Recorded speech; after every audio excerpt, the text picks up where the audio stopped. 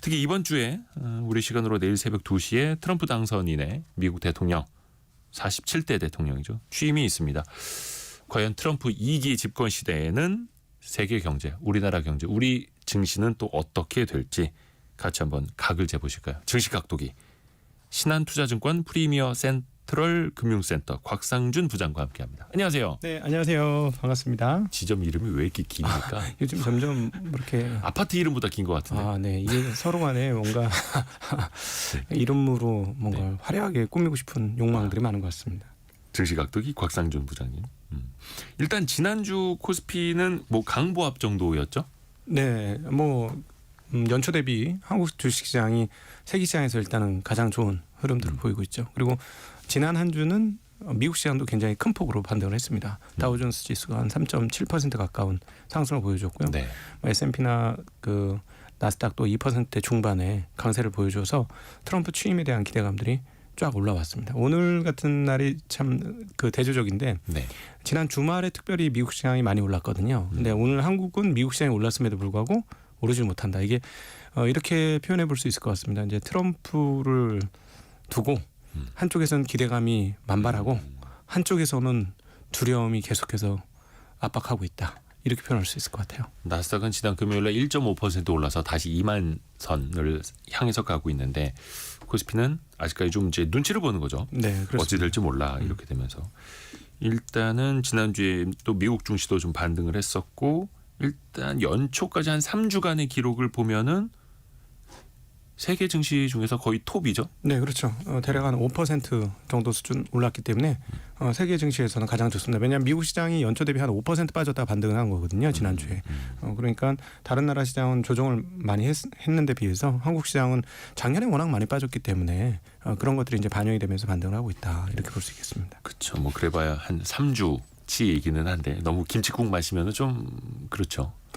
그래도 뭐 저런 게 있지 않습니까? 주식 시장은 항상 어떤 이슈가 발생을 할 때 이슈 전에 선반영하는 게 굉장히 강하지 않습니까? 네. 악재면 악재가 딱 뉴스로 변경되고 나서는 그다음부터는 오히려 악재로서의 어떤 그 재료적 능력이 소멸하고 호재도 그 전에는 막 시장 좋게 반영을 하다가 호재 뉴스가 딱 나오면 그때부터 끝나는 그런 경우가 굉장히 많거든요. 그래서 이번 트럼프도 사실 뭐 전 세계적으로 보면 전 세계적으로 트럼프 당선에 대해서 두려움을 많이 느끼고 있다고 보여져요. 왜냐하면 대표적인 게 환율입니다. 네. 달러가 엄청난 강세 아니겠습니까? 그렇죠. 지금 달러 지수가 109고 그다음에 뭐 유로화로도 뭐 1대1 패러티가 나오는 거 아니냐. 이런 정도까지 얘기가 나오고 유로화가 1.02대까지 달러 대비 떨어지는 흐름들을 보여주었으니까요. 모든 나라들이 트럼프와 트럼프 당선에서 관세에 대한 우려 이런 것들을 일부 환에서 선반영하고 있다. 이렇게 볼 수 있어요. 그러니까 예를 들어서 관세를 한 5에서 10% 정도 부과한다면 환에서 이미 수화 충분히 한 겁니다. 환율이 워낙 약세였기 때문에 이 정도 환율이면 제품을 그 자국 기준으로 똑같은 가격에 낸다고 해도 미국에 도착할 때 달러 기준으로는 대략 한 5%에서 10% 사이 이미 가격이 떨어진 효과가 있을 거거든요. 그러니까 전 세계적으로 트럼프 취임에 대한 어떤 대비를 일부는 좀 했다. 그게 단적으로 나타난 게 환율이다 이렇게 볼 수 있겠습니다. 미국으로 수출할 나라들은 자국의 통화 가치가 약세가 되면서 오히려 수출한 만큼보다 더 많이 벌 수 있는 그런 또 차익이 생기는 그런 효과. 그래서 또 자국의 통화를 갖고 있다라는 것 자체가 그래서 여러 가지 이제 정책적 상황에서 카드를 쓸 수 있는 그런 좋은 옵션이기도 하죠. 최근에 좀 느끼시기에 투자자들의 관심도는 좀 어떤 것 같아요? 최근에 좀 예탁금도 좀 늘어난다고 하고 있는데 다시 좀 국내 증시로 서학개미들이 복귀한다라든지 주식 투자 좀 안 하셨던 분들이 올해 좀 참여해 볼까 한다라든지 좀 느껴지시나요? 그랬으면 좋겠죠.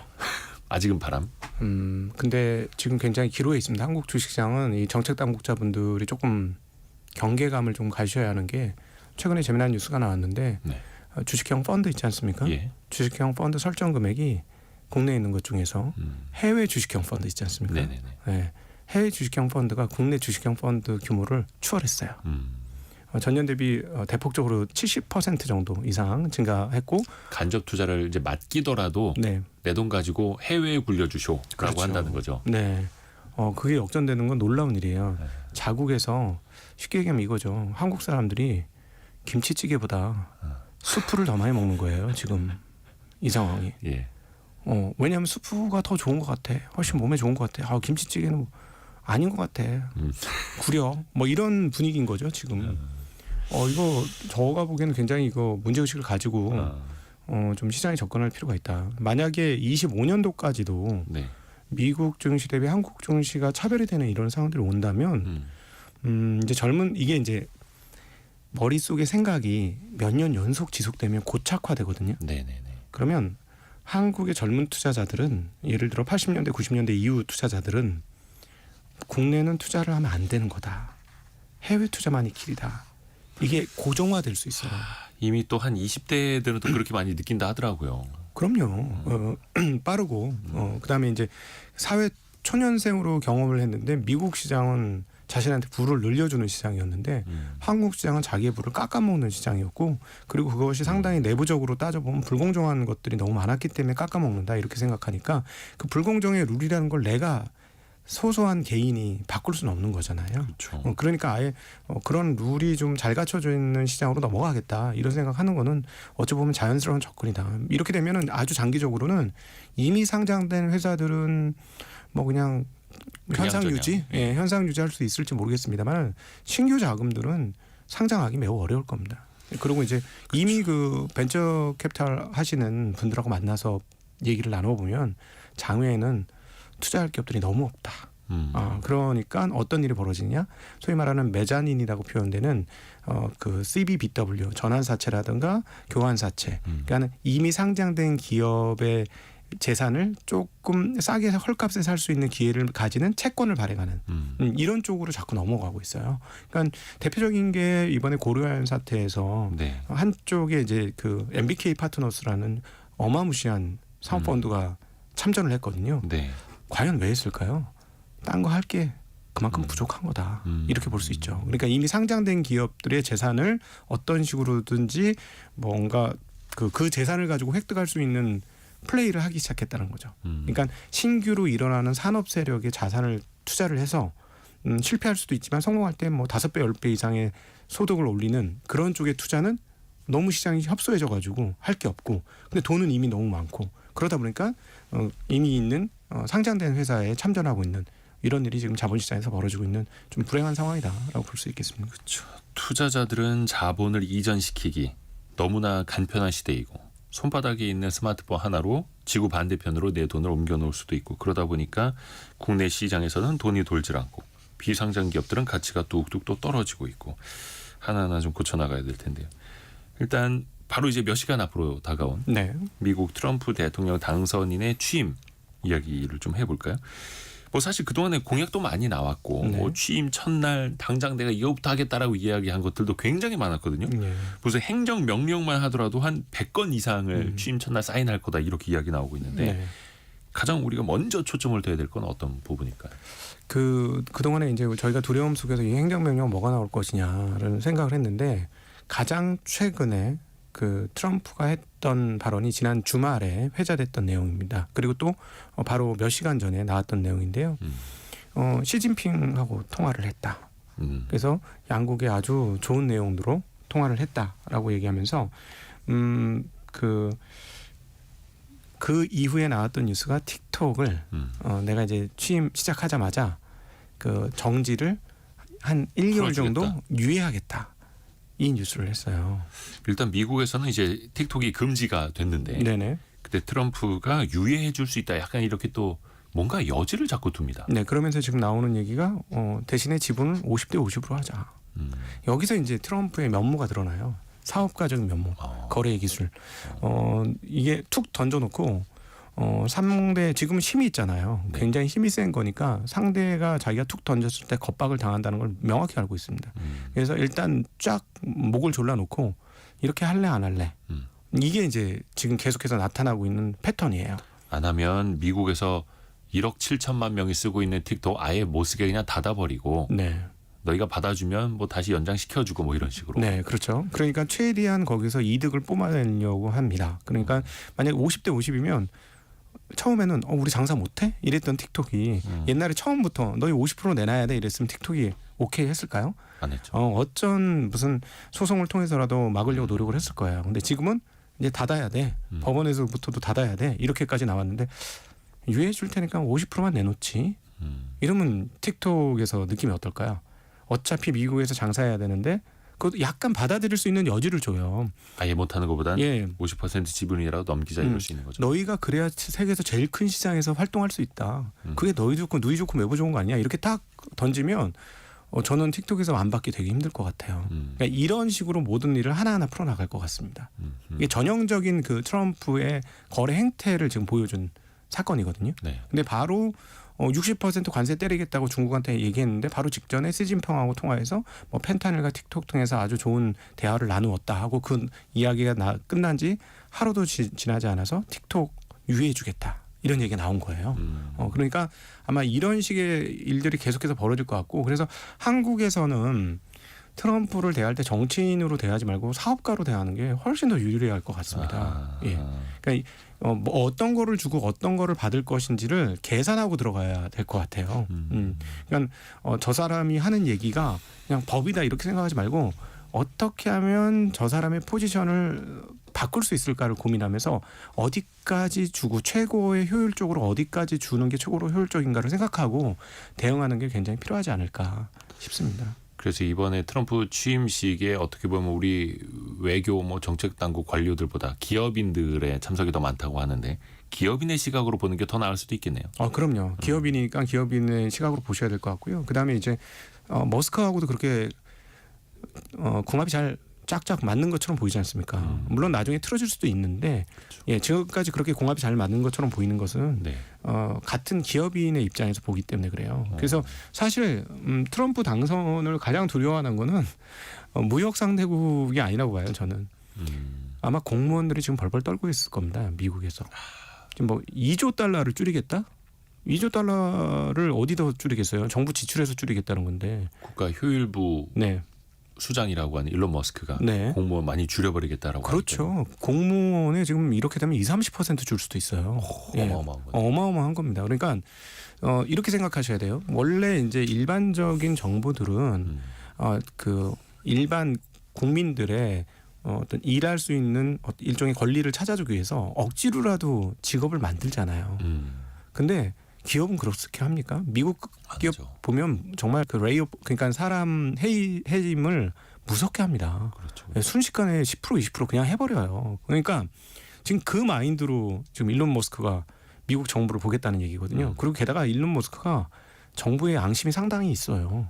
특별히 그 자기 자기 아들하고 관련된 자기 아들이 이제 성전환을 했거든요. 지금 이제 딸인지 아들인지 헷갈리신 거는 네. 그 자녀가 성전환을 했기 때문이고, 네, 맞습니다. 그게 이제 민주당이 뭐 이른바 PC주의 뭐 이런 네. 것 때문에 세뇌를 당했다라고 일론 머스크는 이제 주장을 하고 있는 거죠. 네, 그래서 안 그래도 정부하고는 대칭적인 대척점의 자리에 있지 않습니까? 왜냐하면은 FSD도 자기는 이렇게 하면 훨씬 더 빨리 될 것 같은데 정부 규제가 계속 있잖아요. 자율주의. 왜냐하면 그 뭐 사고 날까봐 아무래도 정부는 규제할 수밖에 없는 거고. 그러니까 이 부분에 있어서 과연 미국 정부에서 어떤 혼란이 벌어질까? 혼란 없이 이게 잘 무마될 수 있을까?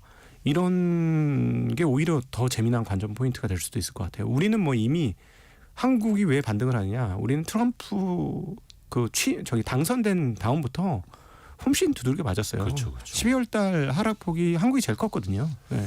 트럼프 당선되자마자 우리나라 뭐 친환경 에너지 관련주들, 뭐 전기차 관련주들, 뭐 2차전지 관련주들 엄청 떨어졌었죠. 네네. 그러면은 일단 우리가 트럼프 때문에 이제 걱정을 많이 하는 건 우리나라는 이제 수출로 먹고 사는 나라고 세계 자유무역에 어떻게 보면 가장 큰 혜택을 보고 빠르게 성장한 나라인데 네. 이제 그게 어려워질까라는 걱정이잖아요. 그게 또 현실로 다가올 텐데요. 근데 이제 그게 이제 그 아메리칸 팩토리라고 영화가 하나 있습니다. 한번 그거 보시면은 아메리칸 팩토리요? 네. 미국 공장. 예, 그 미국의 상황들에 대해서 네. 잘 볼 수 있는데 미국이 선진국이지 않습니까? 네. 노동자들이 주말에 자기 농장에서 말 타고 여유를 즐겨요. 물론 이제 그건 단적인 얘기긴 하지만 네. 국민 소득이 우리나라보다 월등히 높은 그렇죠. 그 나라에서 한국 사람들이 일하는 걸 그대로 할 수 있을까? 쉽지 않을 겁니다. 그러니까 지금 왜 그 TSMC-로 미국에 공장을 지어라, 또 한국 기업들한테 공장을 지어라. 왜 그럴까요? 그 미국 사람들에 대한 고용도 있지만 일단 자체적인 그 밸류체인을 만드는 게 우선이고요.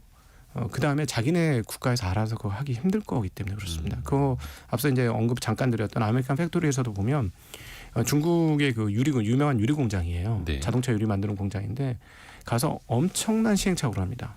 그러더니 처음에는 사람들을 많이 고용을 해요. 그래서 지역사회에서 엄청나게 환영을 받습니다. 네. 그러다 시간이 지날수록 점점 자동화를 합니다. 그래서 사람들을 잘라내기 시작하는 거죠. 그러니까 막 오히려 시위도 하고 직원들이 막 그래요. 그러니까 그 중국과 대만 쪽에서는 정말 그 종업원들이 군인처럼 일해요. 그 장면 보면 그런 장면이 나오는데 군인처럼 일하고 시키는 대로 딱딱 하는데 되게 자유로운 영혼들인 미국 사람들대로 그렇게 안 되는 거예요. 네, 그러니까 특별히 제조업 분야 쪽에서 미국이 아시아주 특별히 동아시아에 있는 이 3국 정도의 효율성을 갖게 된다? 쉽지 않은 일이 될 겁니다. 예, 그래서 오히려 그 트럼프가 공언했던 수준의 그 일들이 착착 이루어질 건가? 그거는 진짜 뚜껑 열어봐야 할 것 같아요. 그리고 만약에 하나 중국에도 60% 정도 관세를 부과한다? 인플레이션이 어떻게 될까? 정말 의문입니다. 그러니까 여러분들이 이제 지금부터 보셔야 될 금융에서의 이번 트럼프 취임 관전 포인트는 채권 금리 어떻게 되느냐가 핵심이에요. 그리고 채권 금리의 핵심은 인플레이션입니다. 인플레이션이 어떻게 될 거냐. 이미 채권 시장은 인플레이션이 되게 높아질 거라고 그렇죠. 엄청나게 겁을 먹고 있어요. 반영을 많이 했죠. 예, 그래서 뭐 10년물 국채 금리가 막 4.8%까지도 가고 이거 지금 금리를 1% 내린 상황에서 4.8%입니다. 네. 그 전에 최고 높았을 때가 5%를 살짝 넘겼는데 그때는 금리를 안 내렸을 때예요. 근데 지금은 무려 1%나 금리를 내린 상태에서 5% 근처까지 갔다는 건 채권 시장에 얼마나 패닉이 빠져 있는지를 드러내는 대목이고요. 그래서 이제 그 채권 시장은 이제 채권 시장을 통해서 우리가 뭐 아니면 또의 흐름들을 볼 수가 있습니다. 그러니까 만약에 인플레이션이 가시지 않을 것 같다라고 채권 시장에 확신하는 순간 금리가 더 위로 튈 거예요. 그러면 이렇게 보시면 되는데 주식이라는 거는 손실이 날 수도 있는 위험 자산입니다. 그렇죠. 네. 근데 채권이라는 건 국가가 보증해주는 안전 자산이에요. 근데 결국 서로 간의 경합의 관계에 있습니다. 우리가 투자를 할 때 있어서 만약에 채권 금리가 미국 채권 금리가 10년물이 5%를 넘는다. 이러면 냉정하게 한번 생각해 보세요. 국가가 미국 정부가 보증해주는 보증채를 연간 5% 이자를 받고 투자할래? 아니면 변동성이 큰 주식에 투자할래? 자금 사이즈가 크면 클수록 채권으로 넘어가게 돼 있습니다. 그렇죠. 이거는 어쩔 수가 없어요. 왜냐하면 안전하게 자기 자산을 지켜야 되기 때문에 지키는 게 우선이고 버는 건 일부만 해도 되는 거거든요. 그래서 만약에 이제 인플레이션에 대한 우려가 커져서 채권 금리가 위로 튄다 이러면은 주식시장에 좋을 리가 없고요. 네. 반대로 그 머스크가 얘기한 것처럼 정부 효율부에서 엄청나게 그 자본 효율성을 만들었다. 그래서 그야말로 국가 예산에서 2조를 절약했다. 그래서 채권 좀 발행해도 전부 다 그 이쪽에서 줄인 걸로 커버가 되더라. 세금 줄여준 것도 다 커버가 되더라. 뭐 이런 일이 벌어지면 채권 시장이 굉장히 안심할 겁니다. 그러면 채권 시장도 가격이 오르고 그다음에 주식 시장도 거기에 쾌재를 부르면서 가격이 오를 가능성도 있어요. 그러니까 이게 약간 뭐 아니면 또라고 표현되는데 양쪽이 지금 다 열려 있는 그런 상황이다. 그런데 우리는 그러면 어떻게 봐야 하느냐? 일단 채권 금리를 잘 보자. 채권 금리가 위로 튀면 별론가 보다. 이렇게 생각하시는 게 아마 그 결과적으로 아마 맞는 그 가정이 될 겁니다. 그렇죠. 트럼프 당선인도 어떻게 보면 바이든 행정부의 높은 인플레이션으로 인해서 또 반사 수혜를 보고 당선이 된 것도 있으니까 그럼요. 본인 입장에서 물가를 신경 안 쓸 수가 없는 거고. 그럼요. 지금 바이든이 지금 한국 사람들 입장에서는 얼마나 얄미운 대통령인데요. 한국 공장들이 몇 개나 나갔습니까 거기에. 많이 또. 예, 바이든 그 행정부 시절에 지금 여러 공장들이 뭐 자동차 공장, 2차 전지 공장 뭐 등등 해서 굉장히 많이 넘어갔어요. 그리고 굉장히 한국의 주력 기업들 반도체까지 해서 핵심. 네. 예, 그 한국에다 지었으면 몇몇 명 이상의 고용을 창출했을 또는 몇십만 명 고용을 창출했을 굉장한 일들이거든요. 특히 고급 일자리인데. 예, 근데 그거를 다 지금 미국으로 갖고 갔으니까 한국 입장에서는 정말 우리의 골수를 빼먹은 그런 대통령처럼 느껴지는데 대신에 문제는 뭐냐면 재정을 너무 많이 썼잖아요. 그렇죠. 재정을 많이 쓴 걸 걷어들이지 못하는 바람에 인플레이션이 너무 심한 거예요. 그러니까 우리가 보기에는 미국 경제가 탄탄하고 이랬던 게 바이든 행정부의 행적일 수 있다. 이렇게 네. 보는데도 불구하고 왜 그렇게 압도적인 표차로 민주당이 떨어졌느냐. 따져보면 결국은 이건 인플레이션이에요. 일반인들이 살 수가 없게 됐다. 그러니까 자산이 있는 사람들은 상관없지만 자산이 없는 사람들은 너무 삶이 팍팍해져 있다. 미국에 있는 현지에 이제 친척이라든가 친구 있으면 한번 연락해 보세요.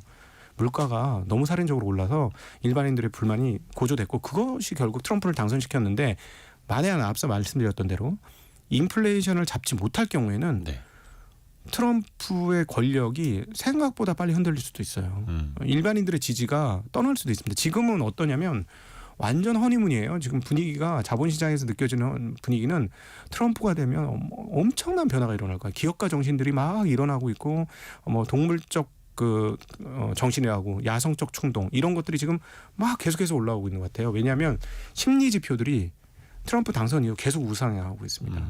여러 가지 것들이 경제 심리 지표들이 우상향하고 있는데 그것들은 기대감이 많기 때문에 그렇다고 볼 수 있죠. 근데 이게 초반에 이 인플레이션을 제대로 제어하지 못하면 흔들릴 수도 있다라는 점도 기억하셔야 될 것 같아요. 그렇죠. 또 하나 그 관세 장벽을 많이 우려하는데 오히려 그 관세 장벽에서 좀 자유로운 업종들이 있지 않습니까? 네. 예를 들어서 뭐 문화예술 측면에서 엔터 같은 거는 거의 관세가 없죠. 네. 뭐 제약 바이오도 그렇고 거의 이제 신약 개발 쪽이고 라이선스 아웃을 하는 쪽이니까 이런 쪽은 어떻습니까? 어떻게 볼 수 있습니까? 여기는 그냥 한국이 장기적으로 좋아요. 한국의 국격이 뭐 갑자기 훼손되지 않는 한 장기적으로 좋습니다. 그리고 이런 정도 그러니까 우리도 몰랐고 외국인들도 몰랐어요. 우리가 이렇게 매력적인 사람인지. 잠자던 숲속의 백설공주 같은 존재였죠, 한국이. 근데 이제 유튜버라든가 뭐 이런 각종 이렇게 다양한 매체들을 통해서 사람들이 한국에 눈을 뜬 거예요. 보고 나더니 너무 매력적인 국가인 거죠. 우리가 이렇게 매력적인지 몰랐어. 아무도 나한테 예쁘다고 얘기한 적이 없거든. 그런데 너 멋있다, 예쁘다 이렇게 해주니까 갑자기 뿜뿜하게 된 건데 이 업종 뭐 제약 바이오는 우리가 잘할 수 있는 업종입니다. 우리나라 인재들이 거기에 많이 들어가 있고 물론 신약 개발 이런 것들은 돈이 너무 많이 들기 때문에 아직 그 한국의 기업들이 재정적 여력이 충분하지 못해요. 그렇죠. 그래서 이제 결국은 신약을 처음부터 끝까지 개발해서 판매까지 하는 그런 빅파마들이 하는 그런 일까지는 못합니다. 대신에 그 중간체를 만들어주거나 그다음에 초기 임상 1상 정도를 성공한 것들을 라이센스 아웃 한다던가 뭐 이런 것들은 계속 잘할 수 있을 것 같고요. 그다음 뭐 엔터도 뭐 압도적으로 굉장히 뛰어나죠. 뛰어나기 때문에 그리고 그 내부를 보면 정말 치열합니다. 한국 그 경쟁은 이 엔터 쪽에서의 경쟁은 정말 어마무시하게 치열하고요. 그렇게 치열한 경쟁을 통과한 친구들은 경쟁력이 매우 높다고 보시면 돼요. 약간 그런 거 아니에요? 양궁 국가대표 선발전처럼. 그렇죠. 네. 지금 아니 뭐 양국만 그런 게 아니라 한국 전반적으로 그래서 피로도가 높지 않습니까? 네. 우리는 경쟁이 너무 치열한 사회에 있어서 그래서 이제 남들이 보기에는 대표 선수들만 보니까 되게 뛰어나고 정말 스마트하고 너무 좋아 보이는 거죠, 한국이. 근데 물론 내부적인 우리는 힘듭니다. 힘들지만 우리가 올려낸 대표 선수들은 세계적인 경쟁력이 있다 이렇게 보고요. 근데 반대로 트럼프 당선 때문에 걱정돼서 막 쭉쭉 빠졌던 거 있지 않습니까? 네네. 그런 업종들이 계속 빠진다는 보장은 또 없어요.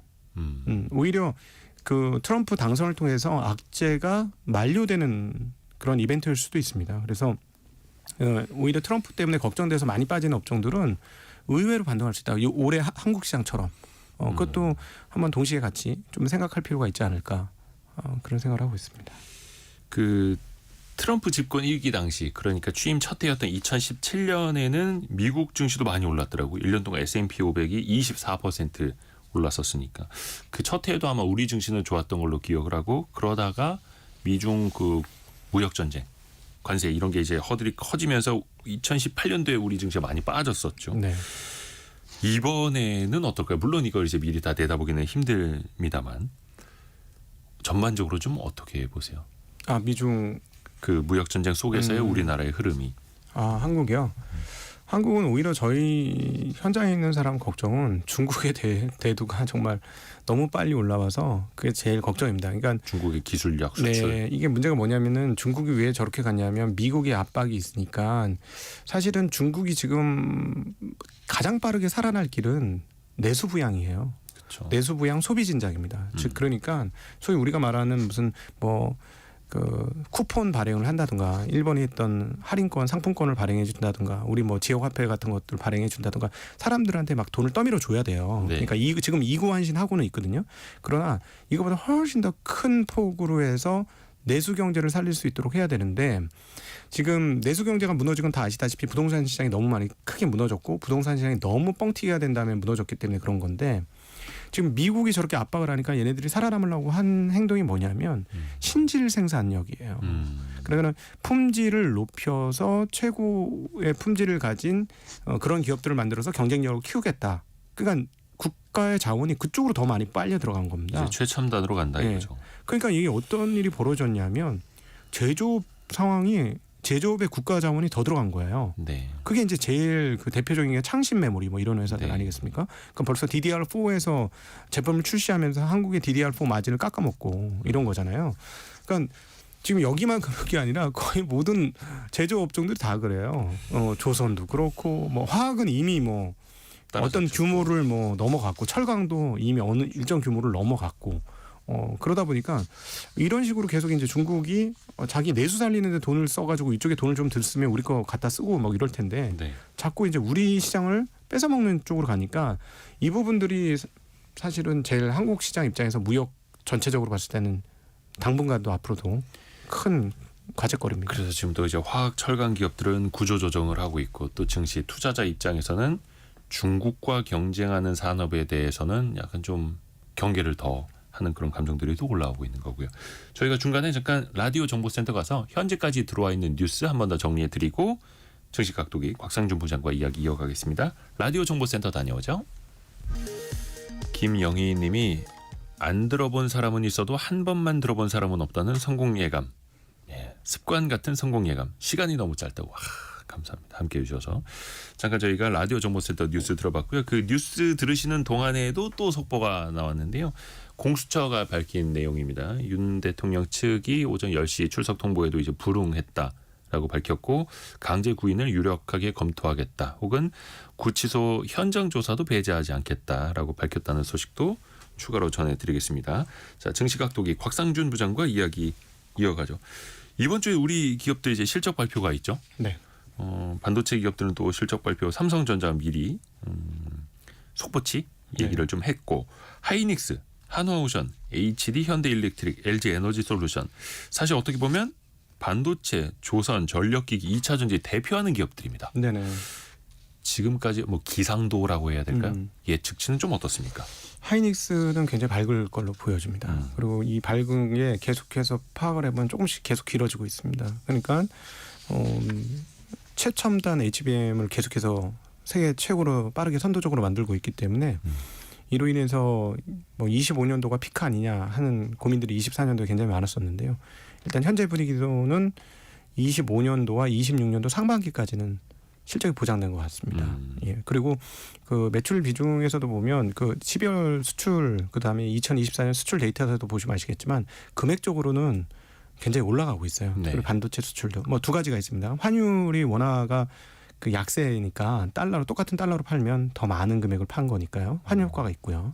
그래서 지금의 환율 약세는 뭐 우리 일반인들이 해외 여행 가기에는 좀 깝깝한 환율이 되고 있습니다만 수출하는 기업들 입장에는 좀 전혀 반대 입장이다라고 볼 수 있겠고 그 하이닉스 같은 경우는 계속해서 그 고가의 메모리를 팔고 있기 때문에 25년도도 상당히 양호할 것이다. 이익률도 좋아지고요. 네, 그렇고 그 조선업종 같은 경우는 계속해서 우상향을 할 겁니다. 근데 이제 한 가지 고민이 생겼어요. 조선업체들. 예. 주가는 너무 빨리 움직이더라고요. 아하. 그래서 올해 실적 좋고 내년까지도 실적이 좋고 계속 좋아 보여요. 그다음에 이제 뭐 미국의 MRO라고 표현되어지는 군함 그 수리보수, 그다음에 향후에는 미국 해군 함정까지도 수주를 받을 수 있는 기대감은 상당히 있는데 숫자를 뚜껑을 열면 기대감만큼 숫자는 못 따라올 겁니다. 주가가 먼저 올라갔기 때문에. 그래서 이제 기대감이 유지가 되면은 상관없을 것 같고요. 기대감이 숫자에 의해서 흔들리게 되면 조금 고민을 할 수 있는 자리다라고 보여지고, 그 다음에 이제 전력기 전압기는 이게 진짜 AI로 천지개벽을 했어요. 산업이. 그렇죠. 데이터 센터 수요가 많아지면서 그러니까 어떻게 컴퓨터 때문에 전력이 모자라서 발전소를 더 지어야 되고 송전망을 더 확충해야 되는 이런 일이 벌어지는지 참 놀라운 일이거든요. 네. 그럼에도 불구하고 그 최근에 이제 중국에서 나온 재미난 뉴스 중에 하나가 중국 발전 용량 중에서 태양광 발전 퍼센테이지가 나왔는데요. 저 깜짝 놀랐어요. 보고도 안 믿어지더라고요. 네. 한 28% 정도 됩니다. 미국이요? 중국이요. 아 중국이. 예, 저는 그래서 그 뉴스를 보면서 무슨 생각을 했냐면, 야, 신재생활 하면 사막이 있어야 되는구나. 아 사막 위. 예, 옛날에는 죽음의 땅이라고 했던 사막이 이게 와 어마무시한 그 자원이 되는구나 사막이. 태양광 발전 효율이 더 좋으니까요. 그리고 아무도 뭐라고 안 하지 않습니까? 그렇죠. 예, 근데 이제 문제는 뭐냐면 이걸 이렇게 하면 송배전 시스템이 엄청납니다. 그러니까 한국의 송배전 회사들은 앞으로도 이익 규모는 계속해서 굉장히 빠른 속도로 진행을 할 것이고요. 아마 주가와 더불어서 엎치락뒤치락하면서 실적이 좋아졌다, 주가가 좋다 이것들이 그럴 가능성이 꽤나 높아 보이는 그런 업종이고요. 2차 전지는 저는 작년보다는 올해가 좋을 거라고 보여지는데 아마 상반기까지는 이렇게 실적 개선되는 폭은 조금 미진하지 않겠는가 이렇게 보여집니다. 24년도에 워낙 그 빠르게 성장하던 전기차 그 시장이 한번 잠깐 이렇게 주춤했거든요. 네. 근데 25년도에 전기차 관련 관전 포인트가 뭐냐면 중국의 진출을 과연 어떻게 볼 것이냐 이거예요. 근데 전기차를 타보시면 알겠습니다만은 아무리 중국제라고 해도 아마 탈만할 겁니다. 오래 타지 않으면 기계적으로 제가 그 중국에 재작년에 가서 실제로 막 다 타봤거든요. 네네. 전기차들. 근데 처음 새 거일 때는 괜찮아요 차들이. 근데 이제 오래된 택시를 타니까 덜컹덜컹 거리더라고요. 내구성. 그러니까 기계적 내구성은 떨어지는데 네. 이게 지금 엔진으로 가는 게 아니라 모터로 그렇죠. 돌아가는 거라서 초기 성능은 상당히 괜찮아요. 그래서 만약에 유럽 시장에서 과연 중국의 전기차들이 어떻게 자리를 잡고 거기에 자동차 업체들이 어떤 위협감을 느끼느냐에 따라서 24년과는 다른 전기차 궤적이 25년 나타날 수 있을 거라고 봅니다. 그래서 만약에 늘어난다면 아무랬던 23년, 24년, 25년 상반기까지의 터널을 뚫고 2차 전지가 회복될 수 있는 반전의 기회를 한 25년도 후반부에 잡지 않을까. 그리고 이것과 관련해서 한국에서 중국 전기차 팔기 시작하는데 이 부분도 굉장히 관심 많아요. 과연 성공할 수 있을까? 얼마 전에 네. 특정 브랜드가 우리나라 공식 진출을 선언을 했죠. 네네. 뭐 차종도 또 선보이기도 했었고. 그러니까 전기차 시장이 전반적으로 이제 캐즘이라고 하는 일시적인 수요 둔화 상태에 빠져 있는데 물론 이제 뭐 중국산이 통하겠느냐 여러 논쟁도 있습니다만 어찌됐든 간에 이 시장 자체가 살아나야 네. 그래야 뭐 중국차가 됐든 한국차가 됐든 2차 전지가 됐든 좀 좋아질 수 있는 여지라도 생기는 거잖아요. 근데 그 제가 이제 한 3년 전기차를 탔잖아요. 체험자로서 말씀드리면은 네. 편의성이 매우 높습니다. 네, 두 가지가 없어요. 주유소를 안 가고 정비소를 안 갑니다. 사고 나지 않는 한. 이 스트레스가 굉장합니다. 네, 이게 굉장히 크더라고요. 이점이. 네네. 그래서 저는 아직까지 이제 보편화가 안 돼서 그런데 제가 이제 계속 물어봐요. 전기차 운전하시는 택시 기사님들이나 이런 분들한테 어떠세요라고 물어봐요. 근데 대체적으로 한 7할 정도는 다음에 바꿔도 전기차로 바꾸겠다는 분이 훨씬 많은 것 같아요. 네. 왜냐하면 살 때는 좀 비싼데 그게 메인테넌스 비용이 굉장히 낮습니다. 유주 관리 비용이. 네, 그래서 그거가 굉장히 큰 장점이더라고요. 그래서 2차 전지 투자하셨던 분들은 정말 고통의 시간들을 보냈는데 아마 올해 하반기부터 시장 변화가 가능하지 않을까 하는 기대를 하고 있습니다. 네. 그리고 또 하나 뭐 하이닉스 뭐 실적 기대감 이런 것도 이야기를 했는데 최근에 또 주목받는 기업인이 SK그룹 최태원 회장입니다. 물론 이제 대한상공회의소 의장도 맡고 있기는 합니다만 또 얼마 전에 CES 가서 또 엔비디아 젠슨 황 만난 걸로도 또 많이 화제가 됐고 어저께 KBS 일요 진단에 출연을 해서 또 의미 있는 이야기 몇 가지를 했습니다. 수출 주도형인 우리나라 경제 체질을 바꿔야 한다. 네. 그러니까 종목이 바뀌었는데 씨름에서 수형으로 종목이 바뀌었는데 우리는 아직도 씨름만 하고 있는 상황 같다. 이렇게 또 표현을 하더라고요. 경제 체질을 바꾸는 거 이게 참 쉽지는 않은 일이잖아요. 뭐 굉장히 하이닉스 때문에 고무되신 것 같으네요. 자기네는 씨름하다 수용으로 잘 바꿨는데 너희들은 왜 수용으로 못 바꾸니? 뭐 이런 것처럼 약간 들리기도 하는데 뭐 기업인으로 충분히 하실 수 있는 말을 했다고 생각을 하고 네. 뭐 틀린 말은 아니라고 생각합니다. 이제 언제까지 한국이 뭘까 저임금 노동에 의지해서 하는 그런 일은 이미 할 수 없는 단계를 넘어섰고 그리고 최저임금이 너무 높기 때문에 저는 그래요. 일본이나 다른 선진국에도 갈 수 있는 외국인들이 한국에 왜 이렇게 많이 오느냐 보면 그 최저임금 높은 것 때문에 오는 것 같기도 하거든요. 그러니까 그 이미 한국은 임금 효율로 승부하는 시대는 넘어갔으니까 그러니까 게다가 이제 뛰어난 인재들이 있지 않습니까? 네.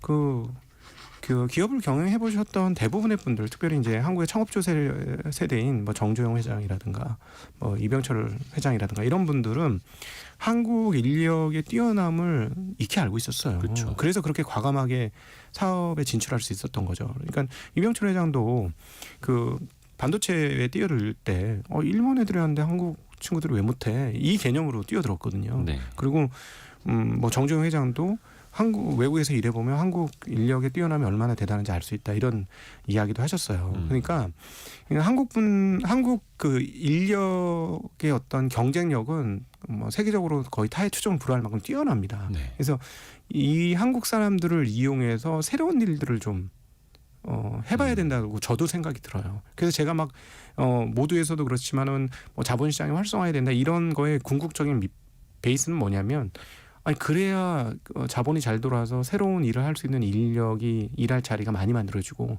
그런 새로운 창의력과 그다음에 그 아이디어를 가진 사람들이 사업에 뛰어들어야 새로운 기업들이 많이 이루어지는데 지금 우리 2000년 이후에 보면 눈에 띄는 기업으로는 네이버, 카카오 이런 정도. 그다음에 쿠팡은 우리 자본이 아니거든요. 그러니까 네이버, 카카오도 뭐 2000년대 초반 네. 네.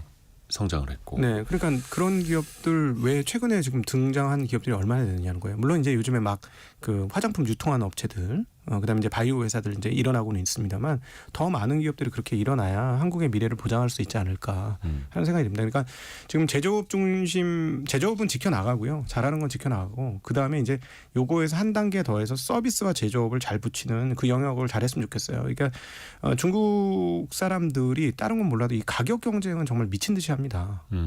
그래서 이 무조건 가격이에요. 근데 이 친구들이 아직 선진국 그 경험을 못 해봐갖고 서비스 마인드가 거의 없어요. 네네.